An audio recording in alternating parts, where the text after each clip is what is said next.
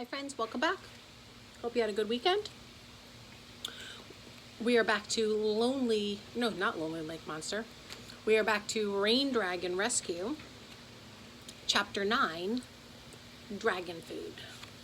Take a look. Okay, here we go. Dragon Food. Now, as we remember, we left off in quite a bit of a cliffhanger. We know that Ben and Pearl are on top of the factory roof. They're cleaning up dragon droppings. We also know that the dragon is not there until they turn around and right over the exit where they have to leave from, they see that the dragon has landed. Chapter 9, Dragon Food. Ben had never felt more terrified in his entire life. Nothing could compare to this. Not the vampire film festival his dad had taken him to, not the torture chamber at the wax museum, not even the night at math camp when the counselor told the zombie brainsucker story. The dragon's dramatic size took Ben's breath away. His black chest was so broad as Grandpa Abe's Cadillac. His red eyes glowed like they were on fire.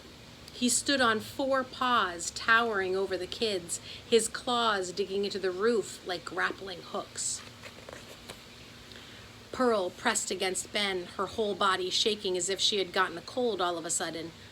"Ben," she whispered, "what should we do?" And she squeezed his hand. "I don't know." It was odd to see Pearl so scared. On Monday, she had faced the lake monster with confidence, but comparing that gentle, long-necked creature to this seething, fire-breathing one was like comparing a gardener's stake to a wolverine.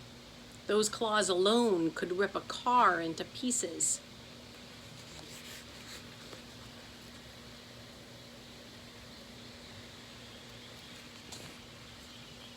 With a graceful leap, the dragon landed directly in front of Ben and Pearl.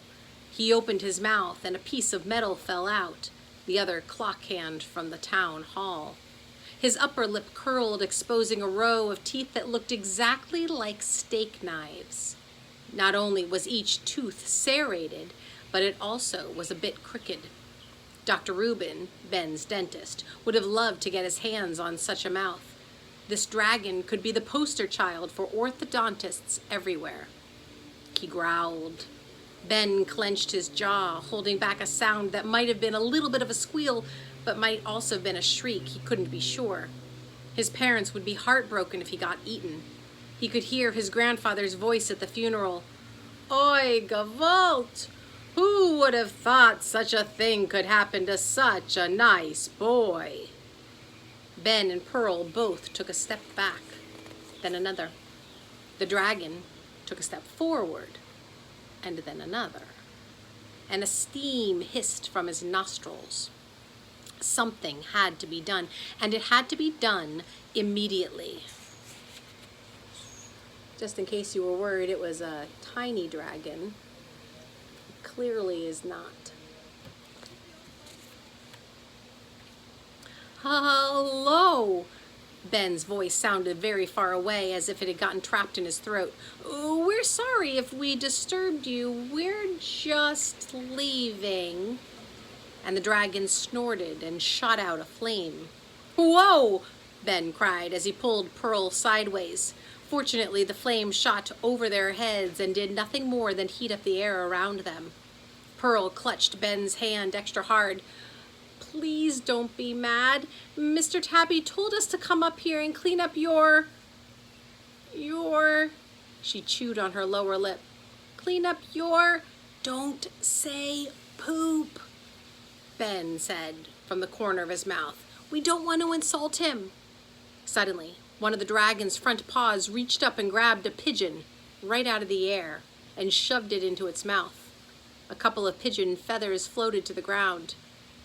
"Gross," Ben said with a grimace. "Totally gross," said Pearl. The dragon chomped and then swallowed. Ben didn't want to think about the bird's fate. A dragon's stomach had to be a terrible place.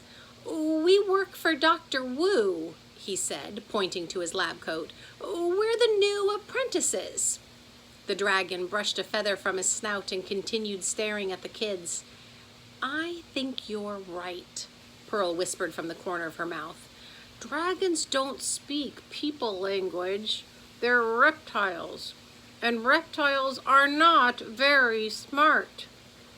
And with that, the dragon's upper lip curled, and then he sat on his haunches and pressed his front claws together and did something amazing.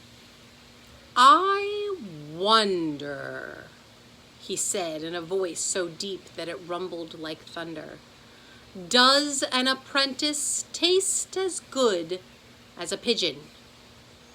Do you?" And he stared directly at Ben.